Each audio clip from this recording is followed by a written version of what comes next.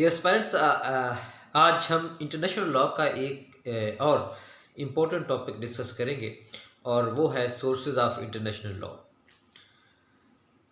Article 38 statute of international court of justice, उसके मुताबिक international law के दो सोर्सेज हैं, प्राइमरी सोर्सेज और सेकेंडरी सोर्सेज।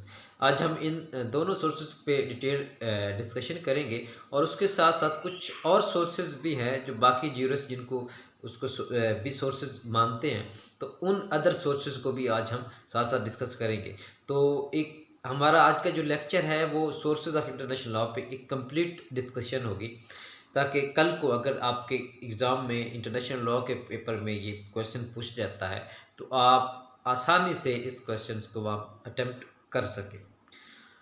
तो शुरू करते हैं। सबसे पहले देखते हैं कि प्राइमरी सोर्सेज कौन कौन से होते हैं।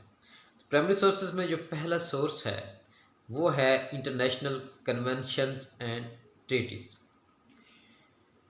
जैसा कि आप जानते होंगे कि जो स्टेट्स हैं वो अपने जो काम है, अपने जो एग्रीमेंट्स हैं उन वो जो जब साइन करते हैं तो उसको ट्रीटी का नाम दिया जाता है। इसी तरह बहुत सारी स्टेट्स मिल के जब किसी इशू के ऊपर कोई मीटिंग करती हैं, कोई एक लायम एक उसके ऊपर एग्री करते हैं तो उसको कन्वेंशन का नाम दिया जाता है। किसी भी इशू के ऊपर अगर वो कॉल की जाती है तो उसको कन्वेंशन का नाम दिया जाता है। तो क्योंकि जो स्टेट्स की मीटिंग होती है, स्टेट्स की गैदरिंग होती हैं, स्टेट का कंसेंसस होता है किसी भी इशू के ऊपर, तो इसलिए उसको कन्वेंशन, इंटरनेशनल कन्वेंशन का नाम दिया जाता है। तो ये कन्वेंशन होते हैं, बात को जनरल नेचर के भी होते हैं, जब स्टेट्स आपस में मिलती है तो उसको भी कन्वेंशन का नाम दिया जाता है।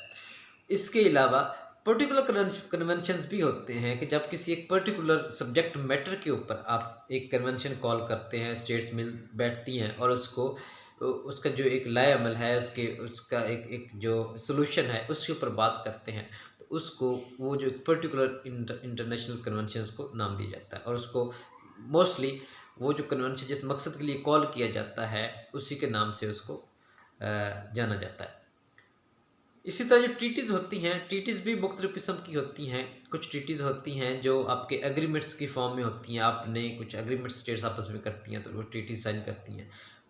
जैसे वो कॉन्ट्रैक्ट ट्रीटीज़ भी होती हैं, जो जब स्टेट्स आपस में कॉन्ट्रैक्ट करती हैं तो कॉन्ट्रैक्ट ट्रीटीज़ भी होती हैं। और आप स्पेसिफिकली कुछ ट्रीटीज़ भी होती हैं जो आपके लॉ बाइंडिंग ट्रीटीज़ भी होती हैं, आपके वॉर्स के लिए भी आपकी ट्रीटीज़ होती हैं।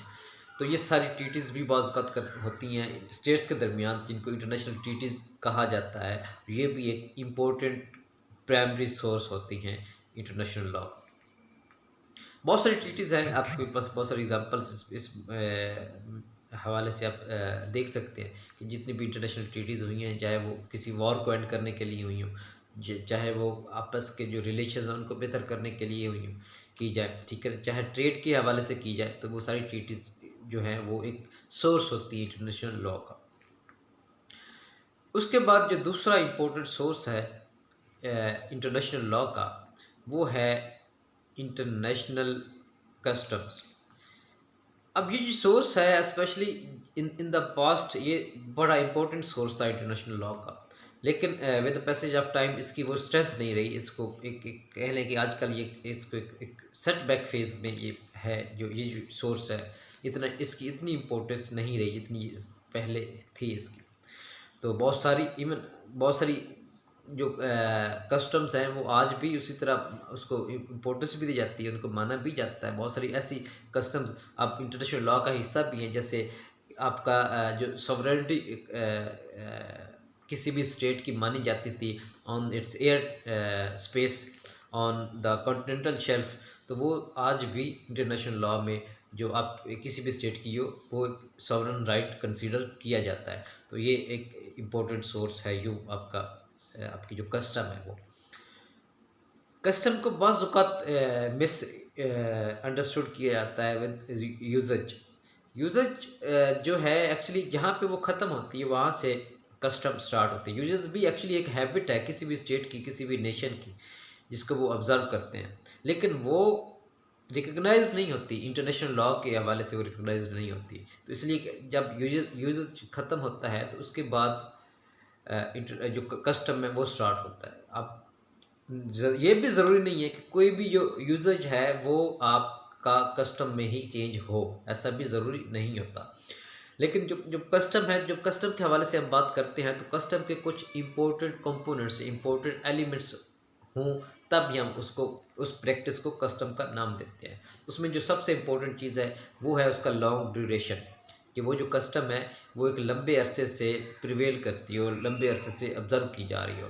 और दूसरा जिसके इम्पोर्टेंट है उसके है कि जनरल प्रैक्टिस भी हो, जनरली जो लोग हैं या जनरली जो वो स्टेट है उसको फॉलो भी करती हो। तो वो ये उसका दूसरा एलिमेंट होता है। इसके साथ उसकी जो कंसिस्टेंसी है और उसकी जो कंटिन्यूटी है वो बड़ा इंपॉर्टेंट, उसकी बड़ी इंपॉर्टेंस है कि वो कंटिन्यूसली चल रही है, वो कंसिस्टेंट वे में प्रैक्टिस की जा रही हो। ये नहीं है कि कभी प्रैक्टिस कर ली, कभी प्रैक्टिस ना की, कभी इसको फॉलो किया, कभी इसको फॉलो ना किया, कभी उसमें ब्रेक आ गया, तो ऐसा नहीं होता। वो जो कंसिस्टेंसी है, वो जो कंटिन्यूटी है उस कस्टम में, वो भी उसका होना बहुत ज़रूरी है। और इसके अलावा एक चौथा जो एलिमेंट उसके लिए बड़ा ज़रूरी होता है कि वो होता है कि वो required by the international law, कि वो इंटरनेशनल लॉ भी उसको उसको रिकग्नाइज करता हो उस कस्टम को। फिर ये चार एलिमेंट्स का होना बहुत ज़रूरी है किसी भी एक कस्टम के लिए।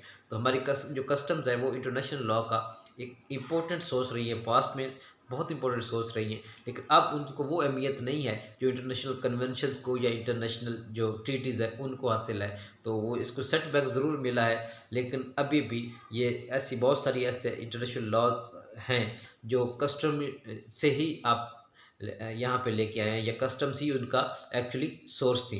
तो इसलिए कस्टम्स को इंटरनेशनल लॉ का प्राइमरी सोर्स अभी भी कंसीडर किया जाता है। उसके बाद जो तीसरा सोर्स है वो है इंटरनेशनल जो प्रिंसिपल्स है, जो प्रिंसिपल्स हैं, general principles of law recognized by developed nations. वो लॉज, वो जो आपके कह लें कि प्रैक्टिसेस जो डेवलप्ड नेशंस उसको रिकग्नाइज करती हैं, उनको भी इंटरनेशनल लॉ का प्राइमरी सोर्स कंसीडर किया जाता है।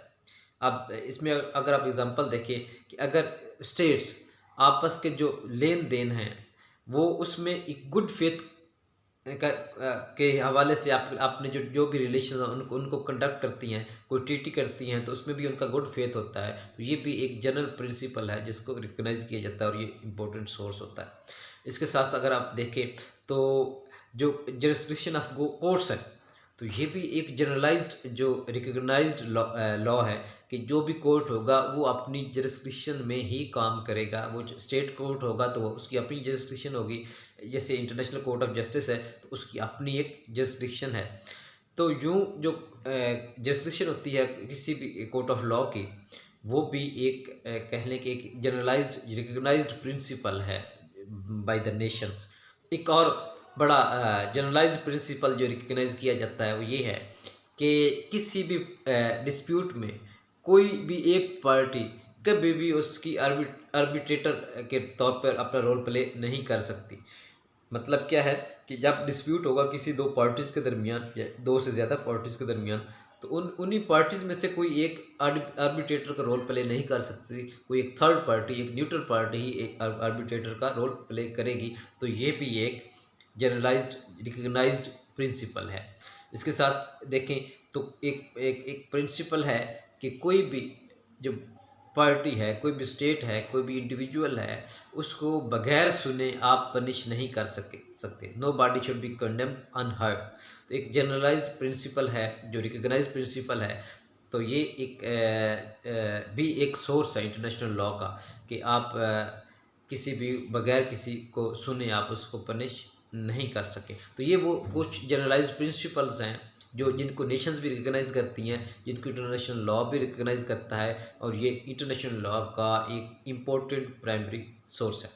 इसी तरह जी article 38 of the statute of international court of justice, उसके मुताबिक जो सेकेंडरी सोर्सेज हैं उसमें जो इम्पोर्टेंट सेकेंडरी सोर्स है वो है जुडिशियल डिसीजंस, जिनको प्रेसिडेंट भी बोलते हैं।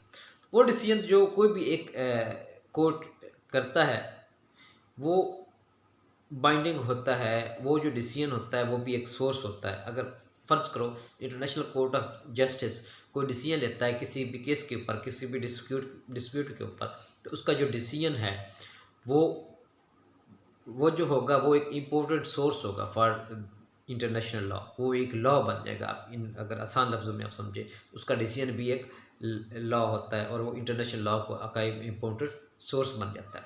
उसके साथ साथ जो ज्यूरिस्ट वर्क, जो दूसरा सेकेंडरी सोर्स है, वो ज्यूरिस्ट वर्क है कि जो ज्यूरिस्ट होते हैं, जो कानूनदान होते हैं, जो कानून के जानने वाले होते हैं, वो जब आप अपनी वर्क करते हैं, अपना रिसर्च करते हैं और उसके बाद वो जो जो कंक्लूजन्स देते हैं, वो जो उनकी जो फाइंडिंग्स होती हैं, उन फाइंडिंग्स को भी जो इंटरनेशनल लॉ है उसका एक इम्पोर्टेंट सोर्स कंसीडर किया जाता है।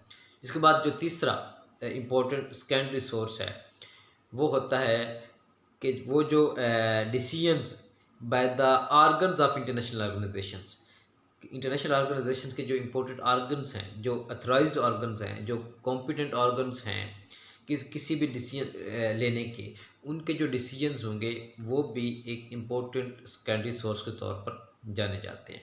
तो ये हैं secondary sources, 3 important secondary sources as per article 38।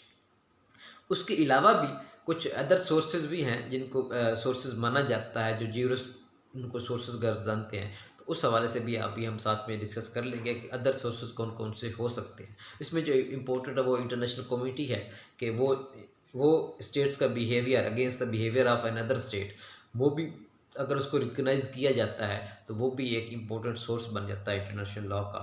इसके साथ साथ अगर जो स्टेट पेपर्स होते हैं, इसका मतलब ये है कि जो भी आपकी करस्पॉन्डेंस हो रही थी, आपके जो लेटर्स होते हैं डिप्लोमेटिक रिलेशंस के हवाले से, और उसके ऊपर अगर स्टेट्स एग्री होती हैं तो उसको रिकग्नाइज़ किया जाता है स्टेट्स की तरफ से, तो वो भी इंटरनेशनल लॉ का सोर्स बन जाते हैं। इसके साथ साथ उसमें देखें तो वो जो एडवाइस है लीगल एडवाइज़र्स की, जो लीगल एडवाइज़र की जो एडवाइसेस वगैरह होती हैं, जो ओपिनियंस होती हैं, वो भी अगर एक्सेप्ट कर ली जाती हैं स्टेट्स की तरफ से, उनको रिकग्नाइज़ कर लिया जाता है, तो वो भी इंटरनेशनल लॉ का सोर्स बन जाती हैं। इसी तरह जो एडवाइजरी ओपिनियंस, जैसे इंटरनेशनल कोर्ट ऑफ जस्टिस जो है उसकी एडवाइजरी ओपिनियंस होती हैं, तो एडवाइजरी ओपिनियन भी इंटरनेशनल लॉ का सोर्स बन जाती हैं। इसके साथ साथ रीजंस, जुडिशियल रीजंस जिनको कहा जाता है, कि वो अगर एक वक्त में कोई भी इस तरह का लॉ इंटरनेशनल लॉ वो प्रजिस्ट नहीं करता, ऐसा लॉ मौजूद ही नहीं है किसी भी इशू के हवाले से, किसी भी कोई ऐसा डिस्प्यूट राइज होता है उसके हवाले से, तो उसके ऊपर जो जुडिशियल रीजंस हैं वो भी एक इम्पोर्टेंट सोर्स प्रोवाइड करती हैं इंटरनेशनल लॉ के हवाले से। और साथ साथ जो रेजोल्यूशंस हैं या रिकमेंडेशंस हैं जनरल असम्बली की, यूनाइटेड नेशन ऑर्गेनाइजेशन की, तो वो भी एक इम्पोर्टेंट सोर्स कंसीडर की जाती है इंटरनेशनल लॉ का। तो यूँ ये कुछ इम्पोर्टेंट सोर्सेज थे इंटरनेशनल लॉ के, अक्सर जिस पे क्वेश्चन भी पूछा जाता है, तो जिसमें हमने कोशिश की है कि जितने भी इम्पोर्टेंट सोर्सेज है, प्राइमरी हो सेकेंडरी हो या उसके अलावा कुछ जो सोर्सेज कंसीडर किए जाते हैं ज्यूरिस्ट की तरफ से, तो उनके ऊपर हम एक कॉम्प्रिहेंसिव हम एक डिस्कशन करें, ताकि आप लोगों को कल जब ये क्वेश्चन आता है तो आप उसको आसानी से